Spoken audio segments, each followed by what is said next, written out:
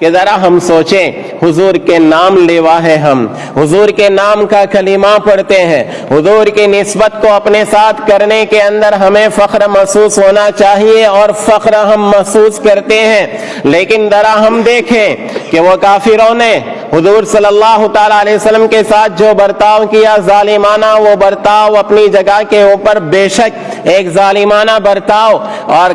تاریخ کے سیاہ اوراق میں اس کو لکھا گیا، اور تاریخ کے اوراق میں یہ سب سے سیاہ ترین جو ہے وہ باب ہے حضور اکرم صلی اللہ تعالیٰ علیہ وسلم کے ساتھ بدسلوکی کا۔ لیکن ذرا ہم اپنے گریبان کے اندر منہ ڈال کر دیکھیں کہ جہاں حضور سے نسبت کی باتیں کرتے ہیں، جہاں حضور صلی اللہ تعالیٰ علیہ وسلم کے ساتھ اپنا رشتہ بتاتے ہیں، جہاں ہم روزانہ اذان کے اندر اشہد ان محمد رسول اللہ کا کلمہ سنتے اور پڑھتے ہیں، اقامت میں سنتے اور پڑھتے ہیں، التحیات کے اندر حضور کے نام پر درود و سلام بھیجتے ہیں، لیکن ذرا ہم دیکھیں کہ حضور اکرم صلی اللہ تعالیٰ علیہ وسلم کا جو حق ہے وہ ہم کتنا ادا کر رہے ہیں۔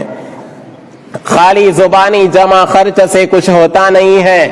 حضور اکرم صلی اللہ تعالیٰ علیہ وسلم کا حق صرف یہ نہیں آپ پر درود بھیج دیا جائے، آپ پر سلام پڑھ دیا جائے، آپ کی تعریفیں کر دی جائے، یقیناً یہ آپ کا حق ہے، امت کے ایک ایک فرد کے اوپر حق ہے، درود پاک پڑھنا امت کے ایک ایک فرد کے اوپر فرض ہے۔ لیکن کیا کائنات کی اتنی عظیم ترین ہستی کو اللہ پاک نے اس دنیا کے اندر بس اسی لیے اتارا کہ بس تمہارے اوپر اتنا ہی حق ہے کہ تم ان پر درود پڑھا کرو؟ کیا اسی لیے اتارا کہ تم ان کے اوپر سلام پڑھا کرو؟ ارے اللہ کا پاک کو حضور کے اوپر سلامتی بھیجنے کے لیے، حضور پر رحمتیں نچھاول کرنے کے لیے ہمارے درود و سلام کی کوئی ضرورت نہیں ہے۔ اللہ کو جب ان کو نوازنا تھا، اللہ نے زمین سے اٹھا کر آسمانوں کے اوپر ان کو پہنچا دیا۔ اللہ جب ان کو نوازنے کے اوپر آئے، اللہ نے قرآن کے اندر ان کی تعریف کے اندر کلمات کہہ دیے۔ حضور کو ہمارے درمیان اس لیے نہیں بھیجا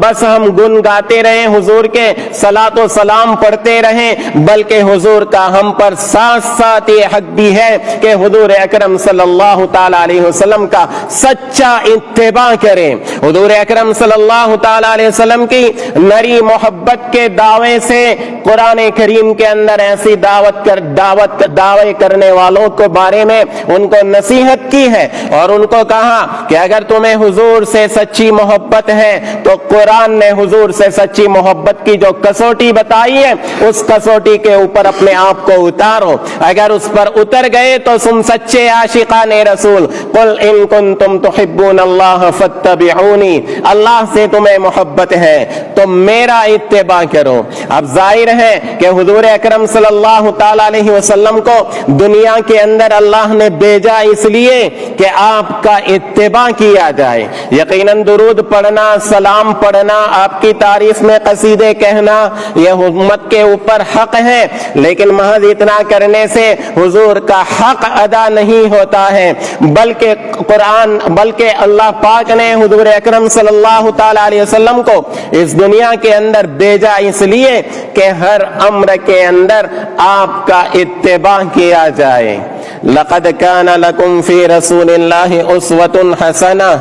یہ حضور اکرم صلی اللہ تعالی علیہ وسلم کی اتنی عظیم ہستی کو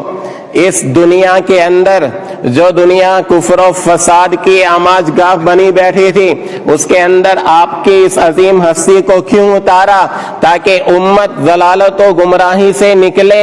امت کھانے کا طریقہ سیکھے، امت پینے کا طریقہ سیکھے، امت کمانے کا طریقہ سیکھے، امت خرچ کرنے کا طریقہ سیکھے، امت معاشرت سیکھے، امت معاملات سیکھے۔ تو محترم دوستوں اور بزرگوں، مجھے ایک بات تو یہ کہنے تھی حضور صلی اللہ تعالی علیہ وسلم کی نسبت کے اوپر کہ حضور کا حقیقی حق ہمارے اوپر یہ ہے کہ آج کے اس دور کے اندر آج دنیا مختلف قسم کے لوگوں کو اپنا آئیڈیل اور نمونہ بنا رہی ہے۔ نوجوان تھرکنے اور ناچنے والوں کو اپنا نمونہ بنائے پھرتے ہیں، ہماری ماں بہنیں ناچنے اور تھرکنے والی जो है वो औबाशे ज़माना औरतों का और फहाश औरतों की नक्काली कर रही हैं। लेकिन इधर कुरान कह रहा है कि तुम्हारे लिए अगर तुम्हें अपने आप को आइडियल बनाना हो तो मोहम्मदुर रसूलुल्लाह सल्लल्लाहु ताला अलैहि वसल्लम की जात है। अगर बच्चे हो तो अबू तालिब के भतीजे को जो है वो देखो, अब्दुल्लाह के बेटे को देखो। अगर तुम नौजवान हो तो मक्का की गलियों के अंदर फिरने वाले इस सादिक अमीन और पाकबाज नौजवान को देखो कि जिनको जान के दुश्मनों ने सादिकुल अमीन का लक़ब जो है वो दिया है। अगर तुम बीवियों के शौहर हो तो खदीजा और आयशा रदी अल्लाह ताला अन्हुमा के शौहर को जो है वो देखो। अगर तुम सरबरा हो, कौम के लीडर हो, कौम के बादशाह हो तो मक्का के अब जो है मक्का के में जब इख्तिलाफ हुआ कौम के अंदर, कुफ्फार उस वक्त के सब काफिर थे, उस वक्त इख्तिलाफ हुआ हजर अस्वद के रखने के ऊपर, तो उस वक्त जो सबसे पहला फैसल आ रहा है और जिसके फैसले के ऊपर सारे लोग राजी हो गए वो मोहम्मदुर रसूलुल्लाह सल्लल्लाहु ताला अलैहि वसल्लम की जात को देखो। अगर तुम ताजिर हो तो खदीजा रदी अल्लाह ताला अन्हा के साथ पार्टनरशिप करने वाले मोहम्मदुर रसूलुल्लाह सल्लल्लाहु ताला अलैहि वसल्लम की जात को देखो। अगर तुम जंग के सिपह सालार हो तो बदर और हुनैन के सिपह सालार अजीम को देखो। और अगर तुम रियाया हो तो मक्का के मजलूम तरीन महकूम को जो है वो देखो। जिंदगी के किसी भी शौबे से तुम्हारा ताल्लुक हो, किसी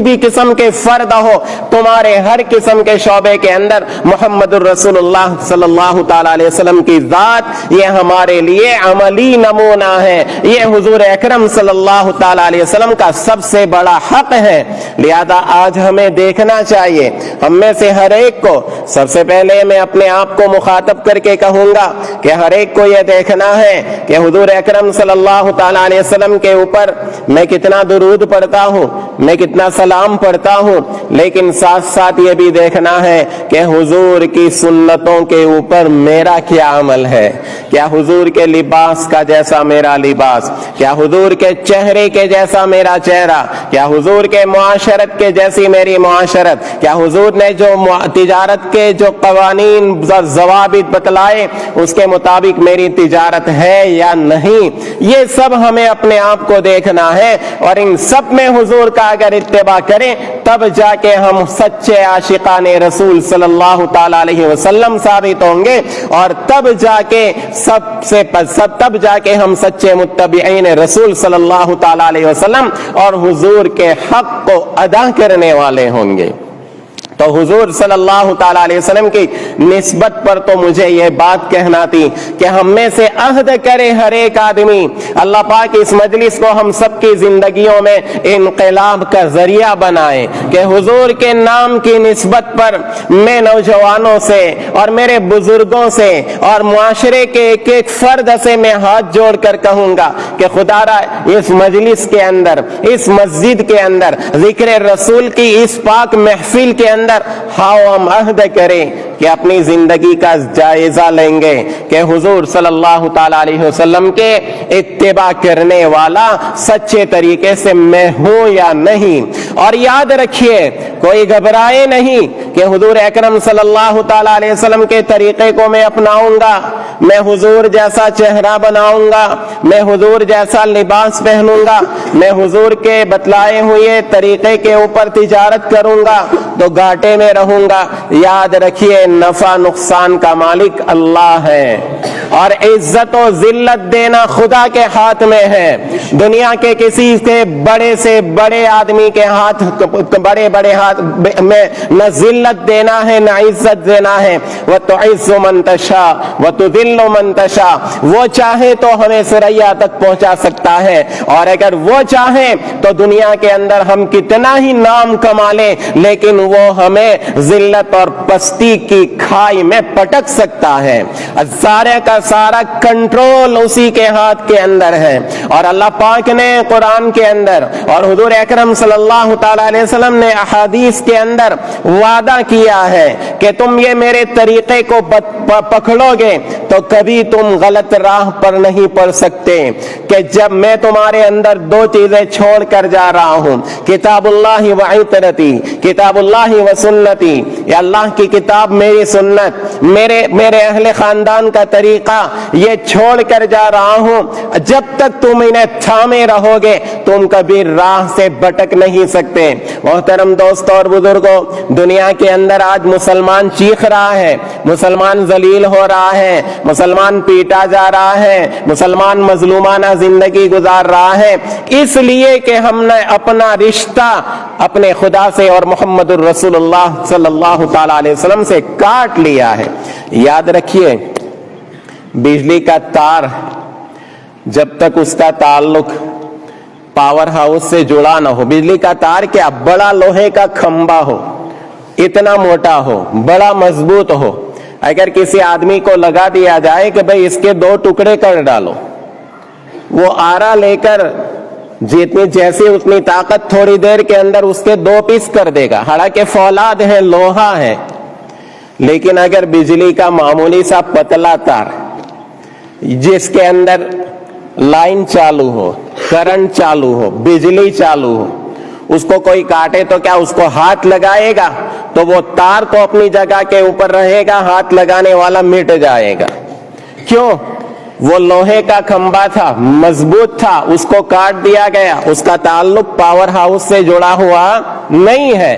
اور بجلی کے تار کا تعلق پاور ہاؤس سے جڑا ہوا ہے، پتلا ہونے کے باوجود اپنی جگہ پر قائم رہے گا۔ اگر ہمارا رشتہ دین سے قائم رہا، محمد الرسول اللہ صلی اللہ تعالی علیہ وسلم سے قائم رہا، خدا کے ساتھ ہم جڑے رہے، خدا کے دین کے ساتھ ہم جڑے رہیں، تو آپ کا بال کوئی بیکا نہیں کر سکتا۔ تاریخ میں ایسے واقعات ہمارے سامنے ہیں، فضائل اعمال کے اندر ہم پڑھتے اور سنتے چلے آ رہے ہیں۔ قرآن نے اگلی قوموں کی تاریخ کو جو ہے وہ ذکر کیا ہے کہ فرعون جس نے اپنی مملکت کے نشے میں خدائی کا دعویٰ کیا تھا، اور وہ قوم عاد اور قوم سمود کہ جب ان کو خدا کے پیغمبر نے ڈرایا کہ اللہ کے عذاب سے ڈرو، اللہ تمہیں مٹیاں میٹ کر دے گا، تو انہوں نے اپنے طاقت کے نشے اور غرور میں کہا من اشد منا قوہ، ارے ہم سے کون طاقت میں بڑا ہوا ہے جو ہمیں مٹا سکتا ہے؟ اولم یروا ان اللہ الذی خلقہم هو اشد منہم قوہ،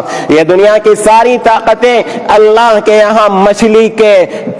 جالوں سے زیادہ اس کی کوئی حیثیت نہیں ہے۔ اللہ پاک نے قرآن کریم کے اندر جو ہے مثالیں دے کر ہم کو سمجھایا ہے، وَإِنَّ أَوْهَنَ الْبُيُوتِ لَبَيْتُ الْعَنْكَبُوتِ، کہ سب سے بودا اور کمزور جو ہے وہ کیا ہے؟ گھر مکڑی کا جالا جو ہے وہ ہوتا ہے۔ مَثَلُ الَّذِينَ اتَّخَذُوا مِن دُونِ اللَّهِ أَوْلِيَاءَ كَمَثَلِ الْعَنْكَبُوتِ، جنہوں نے خدا کو چھوڑ کر